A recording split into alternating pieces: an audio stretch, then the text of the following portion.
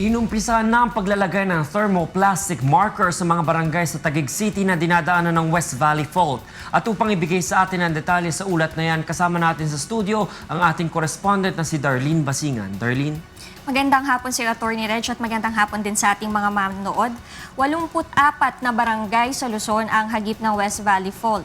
Ngayong araw nga inumpisahan na ng MMDA ang paglalagay ng thermoplastic marker sa 12 barangay sa Taguig City na dinaanan ng West O ng Valley Fault System.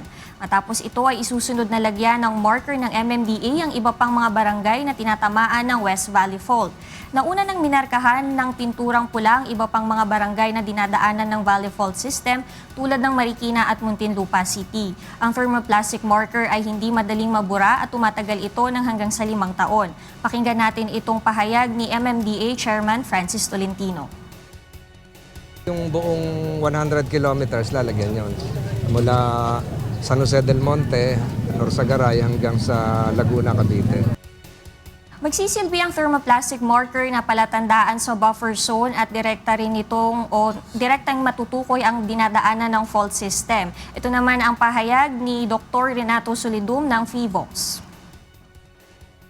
Ang fault ay napaka kipot yan, hindi yan malapad. So yung laglagin mo ang marka dapat as exact as possible para yung buffer zone na at least 5 meters pa kanan o pa kaliwa ay ma-identify ng tama. Nasa mahigit 1,500 ang istruktura na apektado ng West Valley Fault dito sa Taguig.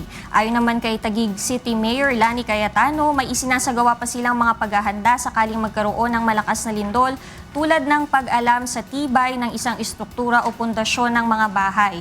Narito naman ang pahayag ni Mayor Lani Cayetano.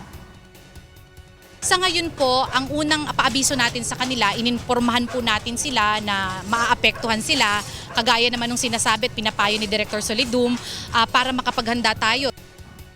Ayon sa FIVOX, dapat na walang nakatira sa mga dinadaanan ng fault line maging sa mga buffer zone pero hindi naman ito basta-basta na maipatutupad dahil kailangan pa ng konsultasyon sa mga residente at ng lokal na pamahalaan.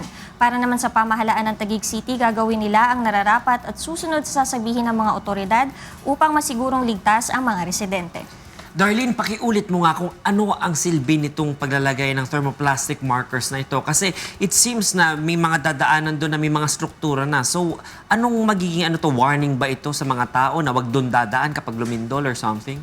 Opo, magsisilbi nga po itong warning sa mga tao. Kumbaga simula dito sa buffer zone na ito ma-identify kung saan, hanggang saan yung mga affected. At sabi nga ni Mayor Lani Cayetano, habang maaga pa lang, at least ma-inform na sila kung ano yung mga dapat gawin. May inform na sila na kayo apektado, ito ang dapat yung gawin. So ano bang mga dapat gawin pag nandoon ka sa within 5 meters from the thermoplastic marker? Sa ngayon ay nagpe-prepare pa lang ang local government ng Taguig. At ang sabi nga ni Mayor Cayetano kanina ay meron silang mga gagawin na interventions or kumbaga engineering interventions dun nga sa mga bahay na maapektuhan o apektado ng West Valley Fault.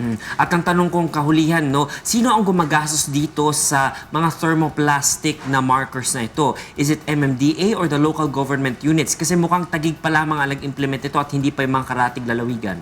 Ito ay isang proyekto ng MMDA in coordination with with different local governments po na apektado nga ng West Valley Fault. Ayun po. Maraming salamat, Darlene Basingan, para sa ulat na yan.